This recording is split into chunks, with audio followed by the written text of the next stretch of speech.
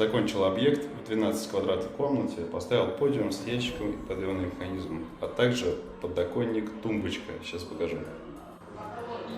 И так выглядит кровать-подиум возле окна. Сейчас состояние ремонта, поэтому еще картонка на полу. Сам подъемный механизм.